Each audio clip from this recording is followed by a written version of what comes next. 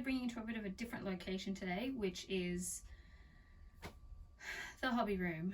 I have been given a lot of things. People wanted to know, do you want this? If you don't want it, you can get rid of it, which sounds pretty good, but then you actually have to get rid of it. So I'm going to get together all my piles of giveaway stuff. And I haven't had a driving lesson since Sunday, and it's Thursday now. So I really got to go on another driving lesson. But still struggling with the whole mental, you know, the mental side of it. I started minimizing our stuff back at the end of 2014, and I'd say I went through like a long time of large areas of the house being way worse than this one area, and very overwhelmed, very stressed, tons of like emotion connected to, you know, the stuff and what I was dealing with. And yeah, probably, I don't know, you do those whole looking back kind of things and you probably think to yourself, that's the way it was, so how can I really change that? But now I will say I can be far more decisive with what I get rid of or what I let in. It's actually a slow trickle of stuff that goes out now. It's normally things we've grown out of or that have worn out, and honestly, stuff that we're still given. So there's a big difference between when you think of something that you really want to buy, save up for it and buy it, than people just giving you stuff. But people are trying to be generous and they're trying to share their things, and you know, it's about being grateful for what you get given. And because I want to be generous and giving things away, I need to be grateful to those who are generous to me. A receipt, I can take that upstairs to put in my file box. So I kind of, as I'm sorting out, I don't leave my space, go and do the one thing, come back again. I will try to deal with all of the things when I'm in the space. It's not so great for the pedometer, but it is good for my time management, I guess. I've been working really hard lately, even though this video probably doesn't look like it. I've been working really hard lately on trying to fight against procrastination and fight against perfectionism. I also think part of like clearing out clutter, knowing what to get rid of, all that kind of stuff is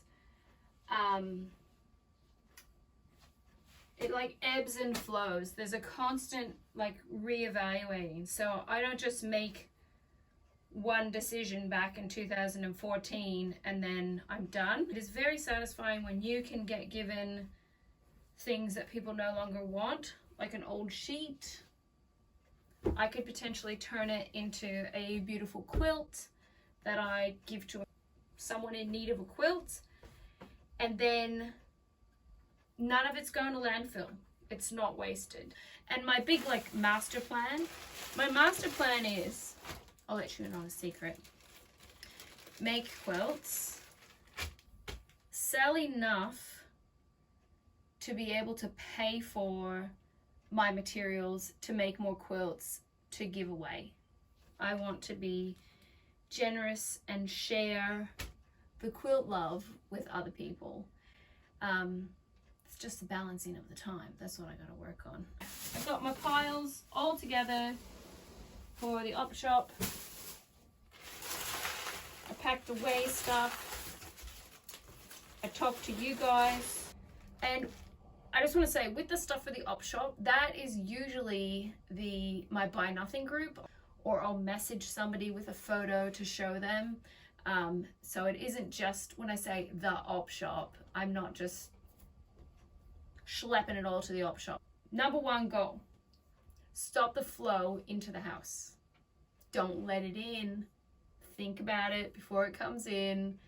Number 2, be decisive quickly. So it comes in, you've got it in its various things. Do I want to keep it? Being decisive isn't quickly putting it in a cupboard. We've been there. Then you go to the cupboard and it's all on top of you and you're like, oh no, I have to deal with all this stuff. So no. We don't want to do that. Be decisive, have some kind of plan, share the love, share the stuff with other people. That's kind of all I got. I don't know if anybody watching my videos has questions or anything like that. I often get people having questions about being in a large family. I was not raised in a large family. So being in a large family is just something I do every day. And if I have my ducks in a row, I can afford my quiet time to come down here, which today is talking to you lovely people and tidying up my space a bit. My giveaway pile, my trash. We're good, we're reset. And usually what you can see here is sort of the way it is. I usually don't pre-wash fabric. I know. It's just what I do, or what I don't do. I don't pre-wash fabric. Sorry. I reckon the best place to be is with my lovely family. This is where I sit when I sew. I like to try to keep the stuff fairly organized. And I'll be truthful with you guys. I like watching murder shows. Yep, I do. I guess I gotta stop procrastinating and work on that quilt.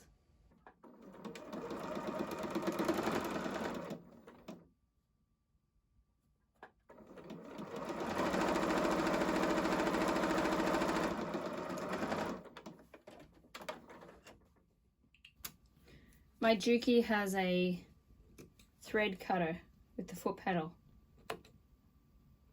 and this machine does not.